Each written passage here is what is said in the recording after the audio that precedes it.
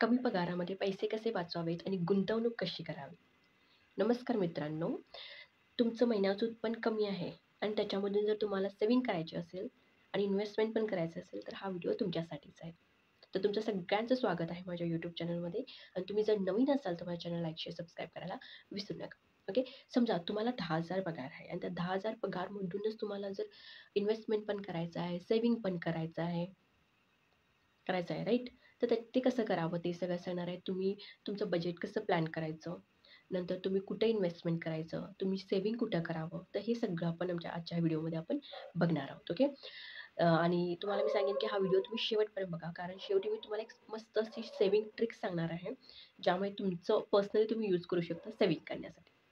तर चला मग बघूया. त्याच्यासाठी मी पी बनवलेला आहे. तर पी-पी-टीमधून मी तुम्हाला क्लिअरली आणि चांगली इन्फॉर्मेशन देऊ शकेन. त्यासाठी चला मग आपण पी-पी-टीकडे जाऊया. तर आता आपण आलो आहोत स्क्रीनवरती. तर तुम्ही स्क्रीनवरती बघू शकता टायटल दिलेलं आहे मी असं, की कमी पगारामध्ये पैसे कसे वाचवावे आणि गुंतवणूक कशी करावी. ओके. कारण आजकाल कसं झालंय, आपण जास्तीत जास्त फोकस करायला पैसे खर्च करण्यावरती आणि आमचं सेव्हिंगवरती फोकस असते 0. ओके. तर असं न होता याचा अपोझिट व्हायला पाहिजे. सेव्हिंगकडे जास्त फोकस असायला पाहिजे आणि खर्चवरती कमी फोकस असायला पाहिजे. तर हे आपण कसं करू शकतो, कसं आपण मॅनेजमेंट करू शकतो, आपला जेवढा पगार आहे त्या पगारामध्ये, तर तेच आपण आज बघणार आहोत. ओके. तर इथं बघू शकता एक्झाम्पल दिलेलं आहे मी इथं एक, की एक 10,000 सॅलरी आहे म्हणून समजा. त्याच्यामध्ये जर तुम्हाला स्मार्ट सेव्हिंग करायचं आहे, इन्व्हेस्टमेंट कसं करायचं आहे ते आपण बघणार आहोत. कन्सिडर करा मी 10,000 घेतलंय. ते 20 असू शकते, 50 असू शकते, 25 असू शकते किंवा 1,00,000 पण असू शकते. जसं मी सांगेन 10% म्हणजे तुम्ही कन्सिडर करू शकता 1,00,000चं 20%. 20% म्हणजे 2,00,000 सॉरी 1,00,000चं 20% किंवा जसं असेल 25,000 असेल तर 25,000 कन्सिडर करा. ओके. तर इथं बघू शकता तुम्ही 10,000 पगार ते योग्य बजेट बनवून पैसे कसे वाचवू शकतो. स्मार्ट बजेटिंग, सेव्हिंग टिप्स आणि गुंतवणुकीचे पर्याय आपण आज बघणार आहोत. कुठं-कुठं तुम्ही गुंतवणूक करू शकता जेणेकरून तुमचं सेव्हिंग होऊ शकतं. आणि 10,000च्या पगारात आम्ही योग्य बजेट कसं बनवू शकतो ते पण आज आपण बघणार आहोत.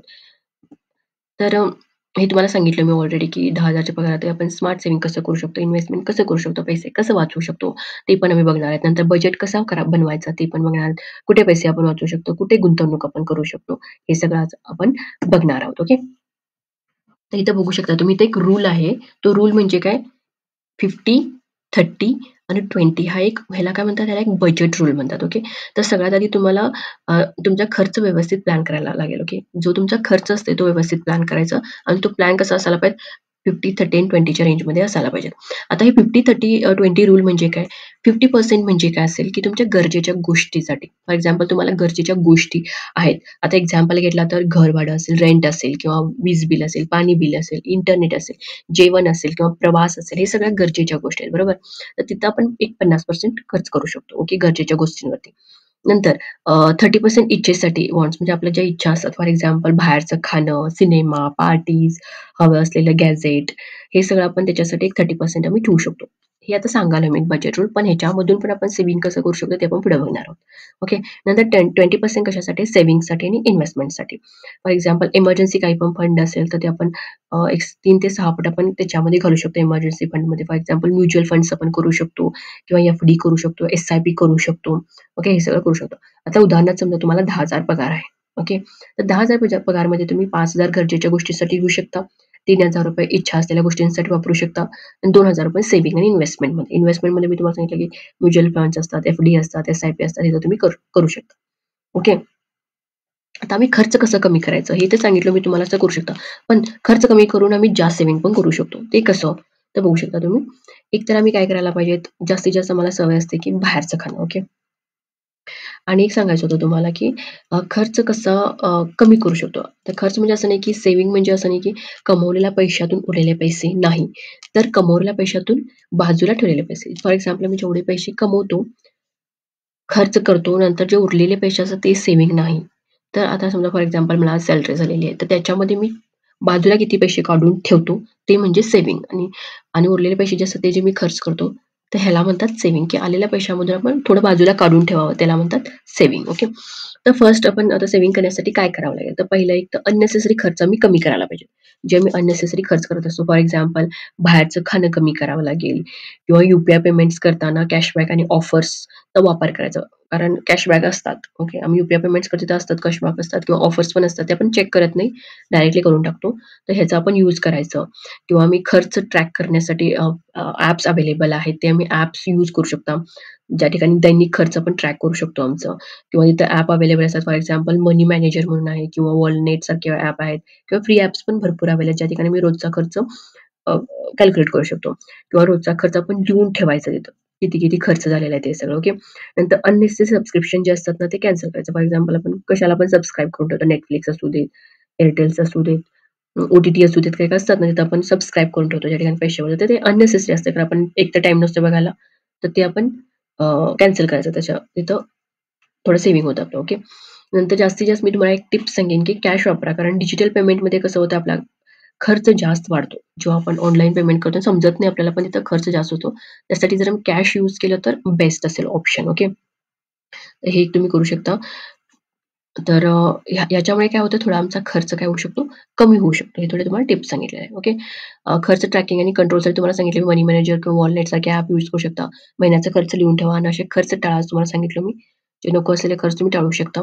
नंतर डिजिटल पेमेंटचा वापर तुम्ही कमीच करा. जास्तीत जास्त कॅश वापरा. जेणेकरून काय होतं, की पैसे आपले सेव्ह होऊ शकतात. ओके. हे झालं. नंतर आता आपण बघूया, की अ, कधी आणि कुठे आपण इन्व्हेस्टमेंट करू शकतो. सेव्हिंगपेक्षा जास्तीत जास्त आपण इन्व्हेस्टमेंटकडे लक्ष द्यावं महत्त्वाचं असतं. जेवढं आपण सेव्हिंगकडे लक्ष देतो त्याच्यापेक्षा जास्त आपण इन्व्हेस्टमेंटकडे लक्ष द्यायचं. ज्या ठिकाणी कुठे इन्व्हेस्टमेंट करून आपण जास्त इन्कम करू शकतो. ओके. नंतर इमर्जन्सी फंड आपण तयार करून ठेवायला पाहिजेत. एक्झाम्पल समजा की 5,000 किंवा 10,000 एका बचत खात्यात ठेवा. कोणत्याही आपत्तीला तोंड देण्यासाठी आवश्यक असते. फॉर एक्झाम्पल कुठं पण काही पण इमर्जन्सी असू दे, तेव्हा आपण काय करू शकतो ते यूज करू शकतो. त्यासाठी इमर्जन्सी फंड पण आम्ही बाजूला ठेवायला पाहिजे. फॉर एक्झाम्पल 3-6 महिन्याचा खर्च बाजूला काढूनच ठेवून टाकायचं. जेणेकरून तेवढंच आपलं सेव्हिंग होतंय. ओके. किंवा रिकरिंग डिपॉझिट आर-डी चालू करायचं. जर समजा बँकमध्ये तुमचं अकाउंट असेल, तर बँकेत आर-डी सुरू करा, ज्या ठिकाणी 5% ते 6% तर तुम्हाला व्याज मिळू शकते. आणि तिथं कमी रिस्क रिस्क पण कमी असते आर-डीला आणि फिक्स सेव्हिंग असते तिथं तुम्हाला. म्हणजे फिक्स तुम्हाला एवढे मिळतात असं असतं तिथं. एकतर 5%, 6% किंवा 8%, 9% पण मिळू शकते. तर या आर-डीकडे जास्तीत जास्त लक्ष द्या. म्हणजे आता आपण बघायलो, की आपण कुठं गुंतवणूक करू शकतो. किंवा म्युच्युअल फंड्स आणि एस-आय-पीमध्ये पण तुम्ही गुंतवणूक करू शकता. म्युच्युअल फंड्स तुम्ही एस-आय-पी ₹500 ची पण चालू करू शकता. ₹500 पासून पण चालू आहे, ₹1000 पण तुम्ही करू शकता. तर तुमच्याकडे तेवढं नसेल तर तुम्ही 500 पासून पण चालू करू शकता. ओके. नंतर इंडेक्स फंड आणि ब्लू चिप स्टॉक्स पण आहेत. म्युच्युअल फंड्समध्येच येतं हे पण इंडेक्स आणि ब्लू चिप. तर इथं पण तुम्ही करू शकता. ओके. आणि म्युच्युअल फंड्समध्ये म्युच्युअल फंड सही हे म्हणून आहे ना, तिथं पण तुम्ही करू शकता. त्या ठिकाणी तुम्ही दर महिन्याला ₹500 जरी तुम्ही गुंतवला तर 5 वर्षांनी तुम्हाला एक मोठी रक्कम पण मिळू शकते. ओके. आता उदाहरणार्थ समजा तुम्ही 10,000 मध्ये दर महिन्याला जर ₹1000 ची एस-आय-पी गुंतवला समजा, तर 10 वर्षांनी तुम्हाला एक जास्तीत जास्त 3,00,000 पर्यंत फायदा होऊ शकतोय. जर तुम्ही 1,000 ची एस-आय-पी केला तर. 10 वर्षांनी 3,00,000 पण म्हणजे ते एक इन्व्हेस्टमेंटच समजायचं. ओके. नंतर साइड इन्कम पण सुरू करायची आपण. फक्त सेव्हिंग किंवा इन्व्हेस्टमेंटवर पुरेसं नसतंय. कमाई पण वाढवण्याचं गरजेचं आहे. ओके. तर साइड इन्कम पण तुम्ही चालू केला तर बेस्ट असते. मी तर सांगितलं तुम्हाला साइड इन्कम पण सुरू करायला पाहिजे आणि ते साइड इन्कम तुम्ही कसं सुरू करायचं? तर एक तर तुम्ही फ्रीलान्सिंग करू शकता. Fiverrमध्ये, Upworkमध्ये तुम्हाला वर्क फ्रॉम होम मिळतात, डेटा एंट्री मिळतात किंवा कंटेंट रायटिंगचे मिळतात तुम्हाला. ब्लॉग्स रायटिंग जॉब्स अवेलेबल आहेत फ्रीलान्सिंगमध्ये. तर Fiverr किंवा Upworkमध्ये पण तुम्ही बघू शकता. ओके. तिथं तुम्हाला सांगितल्याप्रमाणे व्हिडिओ एडिटिंग असते किंवा डेटा एंट्री असते. YouTube ब्लॉगिंग असतं. YouTube ब्लॉगिंगमध्ये पण तुम्ही करू शकता किंवा digital products, e-books, online courses पण तुम्ही घेऊ शकता. फॉर एक्झाम्पल समजा तुमचं YouTube चॅनल आहे, तिथे तुम्ही कोर्सेस पण घेऊ शकता. तुम्हाला ज्याचं नॉलेज आहे त्याचे तुम्ही कोर्सेस घेऊ शकता. तुम्हाला टीचिंग असेल तर टीचिंगमध्ये तुम्ही घेऊ शकता. पण पहिला तुमचं YouTube चॅनल असणं महत्त्वाचं आहे. ओके. नंतर तुम्ही अफिलिएट मार्केटिंग करू शकता. अफिलिएट मार्केट म्हणजे Amazon आणि Flipkartमध्ये इथे तुम्हाला जास्त इन्व्हेस्टमेंट करायचं पण थोडं इन्व्हेस्टमेंटमध्ये तुम्ही अफिलिएट मार्केटिंग करू शकता. इथं पण अफिलिएट मार्केटिंगमध्ये पण तुम्हाला डिमांड आहे जास्त. ओके. आणि पॅसिव्ह इन्कम पण तुम्ही करू शकता. फॉर एक्झाम्पल तुम्ही ब्लॉगिंगचं करत असाल, ब्लॉग लिहत असाल, तर तिथं पण तुम्हाला पॅसिव्ह इन्कम मिळू शकतं जास्त. समजा तुम्हाला जरी साइड इन्कम समजा जरी 5,000 पर्यंत जर तुम्हाला महिन्याला मिळाला म्हणून समजा आणि तुमचं 10,000 टोटल इन्कम आहे, तरीही तुम्ही महिन्याला 15,000 तरी कमवू शकता. जर तुम्ही साइड इन्कम कमवला किती 5,000 जर तुम्ही साइड इन्कम केला, तर फॉर एक्झाम्पल मी तुम्हाला सांगितलेलं की डेटा एंट्री करून, फ्रीलान्सिंग करून, YouTube ब्लॉगिंग करून, इथं जर तुम्हाला 5,000 भेटले ना, तरी महिन्याला तुमचं 15,000 होऊ शकतं. बरोबर? हे करू शकता तुम्ही. तुम्हाला मी सांगितलेलं होतं, की तुम्ही तुम्हाला टिप्स सांगणार होतो सिक्रेट सेव्हिंगसाठी. तर तुम्ही कसं करू शकता? एक तर तुम्ही ऑटो डेबिट फीचर वापरू शकता डेली. ऑटो डेबिट म्हणजे काय? फॉर एक्झाम्पल समजा तुम्हाला एवढा पगार झाला महिन्यात, एक ₹20,000 किंवा ₹10,000 पगार झाला, तर त्याच्यामधून ₹2,000 ऑटोमॅटिक डेबिट व्हायचं. ते पण सेव्हिंगमध्ये जायचं. असं तुम्ही करू शकता किंवा कॅश एन्व्हलप मेथड यूज करू शकता किंवा दररोज तुम्ही समजा ₹50 ते ₹100 जरी बाजूला ठेवला महिन्याच्या गुंतवणुकीमधून डेली, समजा दिवसाला जरी तुम्ही ₹50,000 जरी तुम्ही दररोज काढून ठेवला, तरी महिन्याला तुमचे 3,000 होतात आणि तसं तुम्ही कन्सिडर केला, तर वर्षाला किती होतात? 36,000 तुम्ही बचत करू शकता. इथं पण तुमचं एक बचत होऊ शकते. बरोबर? तर हे थोडे टिप्स आहेत, जे आपण यूज करू शकतो दररोज. दररोज तर असंच आपण इकडे-तिकडे खर्च होतात. त्याच्यासाठी 50 जरी तुम्ही ठेवला, तरी 50 रुपये जरी ठेवला, तर ₹1,500 महिन्याला होतात आणि तुमच्या वर्षाला होतात एक अ, 16,000-17,000 पर्यंत तिथं तुमचं सेव्हिंग होतंय. ते पण कमी नाहीये ना.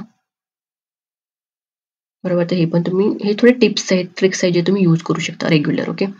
तर अजून कुठे तुम्ही गुंतवणूक करू शकता, तर फिक्स्ड डिपॉझिट एफ-डी आहेत किंवा गोल्ड इन्व्हेस्टमेंट आहे. गोल्डमध्ये पण आजकाल बघू शकता तुम्ही गोल्डचा रेट वाढलेला आहे. गोल्डमध्ये किंवा डिजिटल गोल्डमध्ये करू शकता. रिअल इस्टेटमध्ये फॉर एक्झाम्पल समजा कमी बजेटमध्ये जर तुम्हाला लँड भेटत असेल किंवा स्मॉल प्रॉपर्टी असेल, तर ती तुम्ही घेऊन ठेवू शकता.